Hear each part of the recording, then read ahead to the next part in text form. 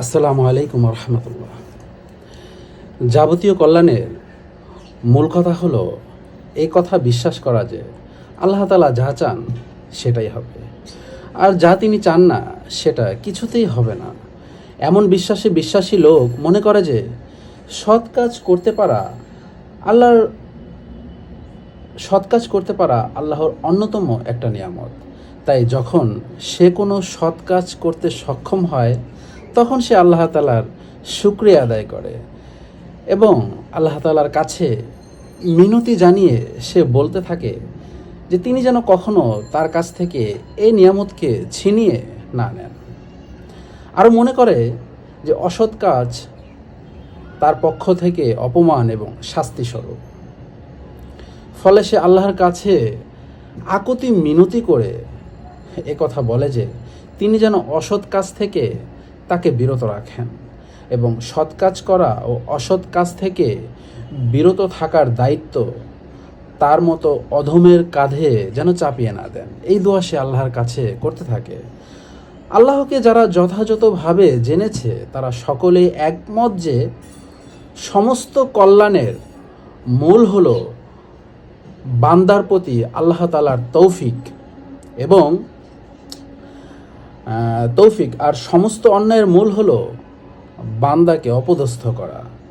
তারা এই ব্যাপারেও একমত যে তৌফিক বলতে বোঝায় বান্দার দায়িত্বভার মানে এটা আল্লাহ তাআলা নিয়ে নেবেন, যে বান্দার দায়িত্ব বান্দার কাঁধে চাপিয়ে না দেওয়া। আর অপদস্থ বলতে বোঝায় বান্দার যে দায়িত্ব সেটা তার মানে নিজের কাঁধেই আল্লাহ তাআলা চাপিয়ে দেন, এরকম আর কি বিষয়টা।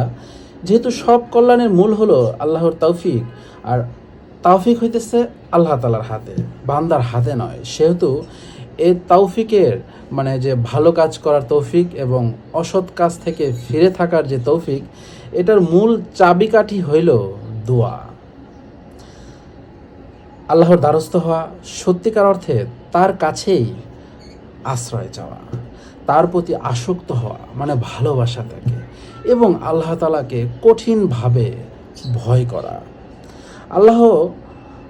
মহান আল্লাহ তাআলা বান্দাকে এই চাবি দান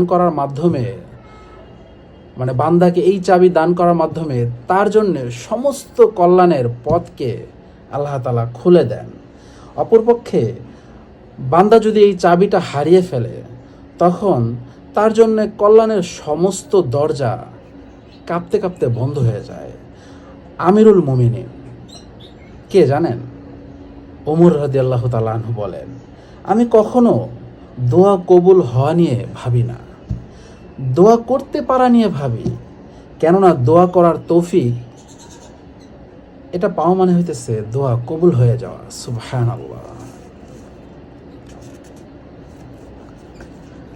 আরেকটা বিষয় যে নিয়ত বা অভিপ্রায়, ইচ্ছা, উদ্দেশ্য এবং আগ্রহ সহকারে বান্দা আল্লাহর পক্ষ থেকে তৌফিক ও সাহায্য পায়। অনুরূপভাবে অভিপ্রায়, দৃঢ়তা, আগ্রহ ও আল্লাহ ভীতির স্বল্পতা ও কমতি অনুযায়ী বান্দার উপর আল্লাহর পক্ষ থেকে অপদস্থতা এবং লাঞ্ছনা নেমে আসে। আল্লাহ সুবহানাহু ওয়া তাআলা আহকামুল হাকিমিন, তিনি সব কিছুর মালিক। তিনি উপযুক্ত যথাযথ স্থানে তৌফিক দান করেন এবং উপযুক্ত ও যথাযথ স্থানেই তিনি অপদস্থতা অবতীর্ণ করেন। তিনি সর্বজ্ঞাত ও সর্বজ্ঞ। অপদস্থতা ও লাঞ্ছনা তখনই নেমে আসে যখন আল্লাহ তাআলার শুকরিয়া আদায় করা না হয়, তার দুয়ারে কড়া নাড়া না হয় এবং তার কাছে চাওয়া না হয়। আর কেউ তার শুকরিয়া আদায় করলে, তার দুয়ারে কড়া নাড়লে, তার কাছে চাইলে আল্লাহর ইচ্ছায় ও সাহায্যে সে একজন সফল মানুষে পরিণত হয় এবং তার নেয়ামত লাভে ওই বান্দা ধন্য হয়। তবে কল্যাণ লাভের মূল শর্ত হইল সবর বা ধৈর্য ধারণ করা। কেননা ইমানে সবর করার মর্যাদা তেমন, শরীরে মাথার মর্যাদা যেমন। আল্লাহ তাআলা আমাদেরকে আল্লাহ তাআলার কাছে চাওয়া এবং তার কাছ থেকে পাওয়ার তৌফিক দান করুন। আমিন।